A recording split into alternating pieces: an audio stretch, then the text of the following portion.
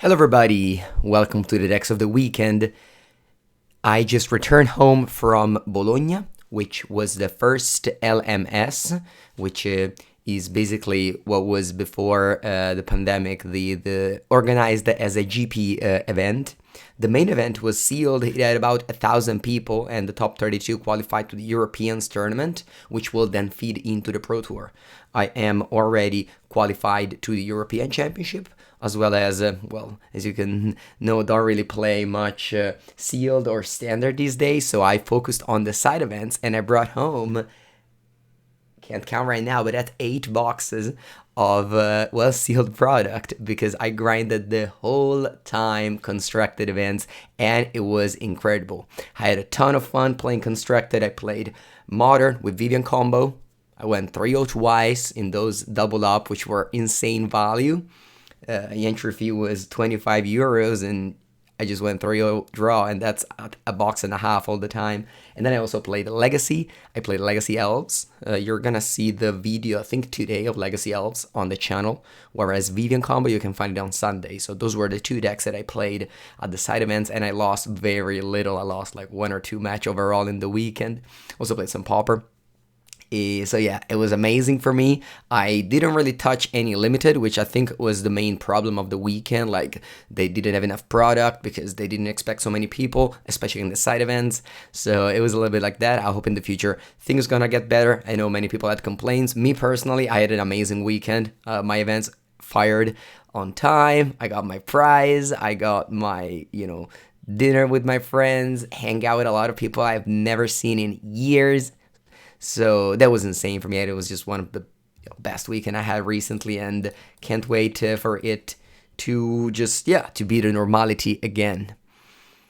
The normality right now is the decks of the weekend, my weekly video where every Monday I just tell you a little bit of the coolest deck that stood out in the weekend. I usually focus on the Magic Online Tournament. So let's begin with Enchantress, which made the top 8 of a Sunday challenge. So Enchantress is, where does the word come from, Enchantress? It's because of Enchantress presence. From an enchantment, whenever you cast an enchantment spell, you draw a card, and the same thing does Cities the Harvest hand. So your deck wants to have one of these 2 cards in play, keep enchaining enchantments, and just go off. You have Sterling Grove that makes your enchantment with Shroud. You have Sanctuary Confinement that doesn't let your opponent attack you, basically, and you keep on drawing cards with your enchantment. So even if you skip your draw, you are going to fuel the card draw anyway. And then you have a Blood Moon, which very good in Modern. Lots of decks die to Blood Moon. So yeah, you got Destiny Spinner to make your things uncounterable. You got Removal Spell in form of Prismatic Ending and On Thin Ice, and then you also have Commune with the Spirits to find some more spirit. And then you also have your Sarah. What's the word? Sarah Sanctum in the form of creature. A lot of MH2 tried to push Enchantress. Didn't really succeed. This is the first time in a long time that I see Enchantress doing well in a modern challenge. So that's cool. Maybe this deck isn't the most amazing thing to play against, because it's the whole goal of this deck. It's gonna put you in prison. Whether you can't attack, whether you can't play your cards because of Blood Moon, and so on and so forth. So, a deck that I'm definitely going to be playing on the channel soon. So, yeah, stay tuned for this deck. How do you win? It's a common question that I get whenever I show these prison decks. It's with Destiny Spinner.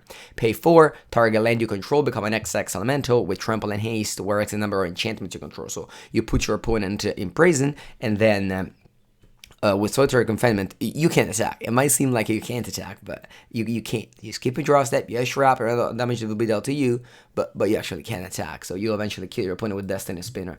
Or, you have this Emrakul inside. It used to be a combo kill in the main, but I don't think you need it.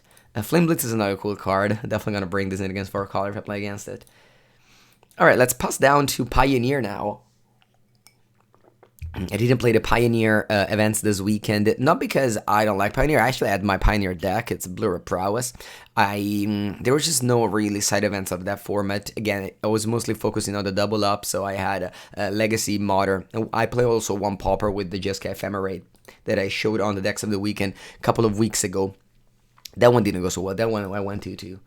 But Vivian combo, that was so good for me. All right, let's go on to Pioneer now.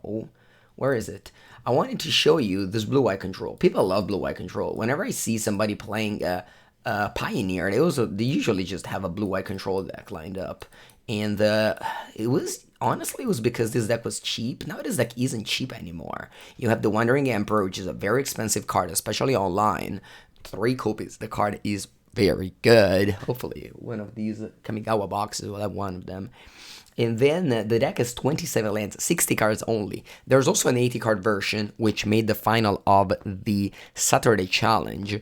Funnily enough, both challenges were won by Rakdos Midrange, and the other finalist was Blue-White Control. I believe they all split all the time. So Blue-White Control and Rakdos made first and second of both weekend challenges. So despite Blue-Red Phoenix and Green Devotion being, in my opinion, the 2 best deck of the format, Rakdos Midrange and Blue-White Control are also up there. So you could say that it's a 4-way tie amongst the top, I believe, from my, let's say, approximate view of the Pioneer format. I think the Pioneer format right now, it's still shaping up until the European tournament in November.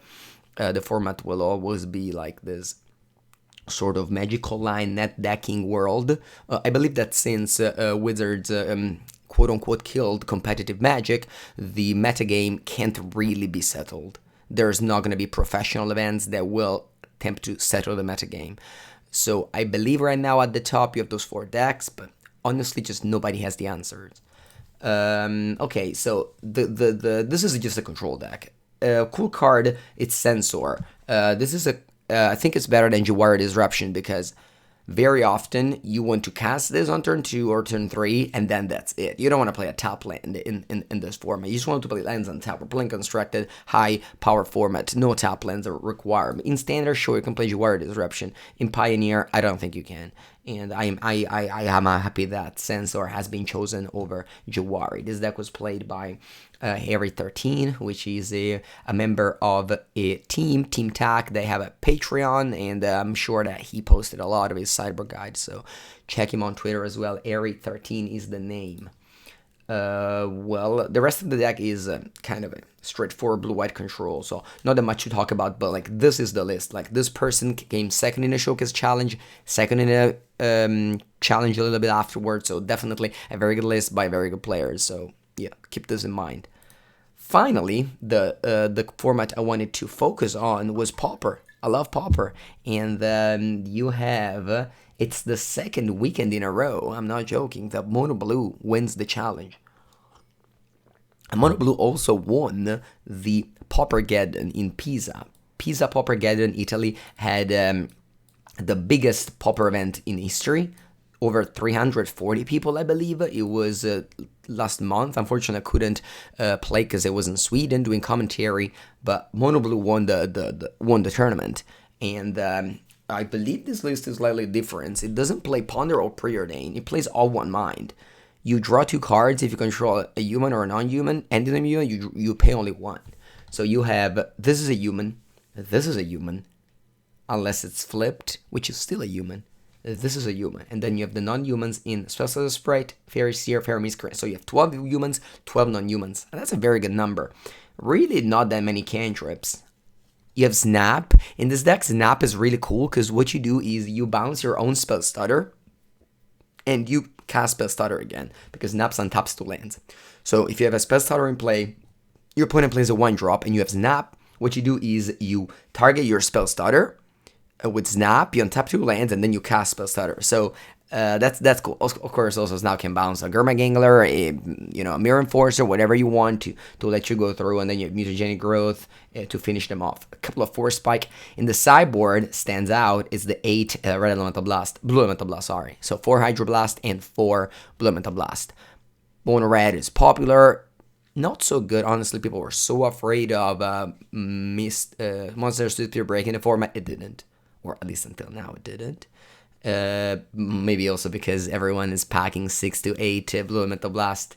But yeah, the Pauper format is holding. The Gates deck are now going to be playable on Magic Online because the Magic Online system added them a lot to the account, so it's going to be playable. Initiative still isn't there, but Pauper is shaping up to be a great format, and I will definitely play this deck soon.